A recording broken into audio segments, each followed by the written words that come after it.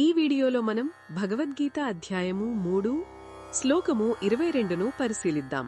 ఈ శ్లోకంలో శ్రీకృష్ణ భగవానుడు అర్జునుడితో ఒక అద్భుతమైన సత్యాన్ని పంచుకుంటున్నాడు. ఆయన అర్జునుడితో, ఓ పార్థ, నాకు ఈ 3 లోకాలలో చేయవలసిన కర్తవ్యం ఏదీ లేదు అని అంటున్నాడు. నాకు ఇంకా పొందనిది, సాధించవలసినది కూడా ఏదీ లేదు. అయినా సరే నేను నిరంతరం కర్మలో అంటే పనిలో నిమగ్నమై ఉంటాను అని వివరిస్తున్నాడు. ఒక్కసారి ఆలోచించండి, ఈ సృష్టికి అధిపతి అయిన ఆ భగవంతుడికి ఏ కోరికలు ఉంటాయి?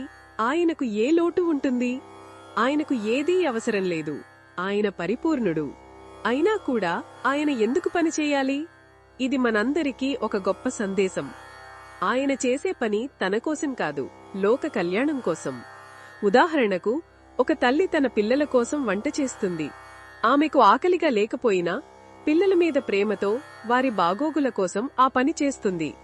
తన కర్తవ్యాన్ని నిర్వర్తిస్తుంది. అదేవిధంగా ఒక సంస్థకు నాయకుడు తాను విశ్రాంతి తీసుకునే అవకాశం ఉన్నా కూడా తన ఉద్యోగులకు ఆదర్శంగా నిలవడానికి, సంస్థ మంచి కోసం ప్రతిరోజూ పనిచేస్తాడు. శ్రీకృష్ణుడు కూడా మనందరికీ ఒక ఆదర్శంగా నిలవడానికే నిరంతరం పనిచేస్తూ ఉంటాడు. ఆయన కర్మయోగానికి అసలైన నిదర్శనం. అంటే ఫలాపేక్ష లేకుండా కేవలం తన ధర్మాన్ని, తన కర్తవ్యాన్ని నిర్వర్తించడం. ఆయన కనుక పనిచేయడం మానేస్తే ప్రజలందరూ కూడా సోమరులై తమ తమ కర్తవ్యాలను విస్మరిస్తారు. దానివల్ల లోకంలో అశాంతి, గందరగోళం ఏర్పడతాయి. అందుకే లోక సంగ్రహం కోసం అంటే సమాజ శ్రేయస్సు కోసం ఆయన ఎప్పుడూ కర్మను ఆచరిస్తూనే ఉంటాడు. భగవంతుడే ఏమీ ఆశించకుండా లోకం కోసం పనిచేస్తున్నప్పుడు మనలాంటి సామాన్య మానవులం మన పనుల పట్ల, మన బాధ్యతల పట్ల ఎంత శ్రద్ధగా ఉండాలి?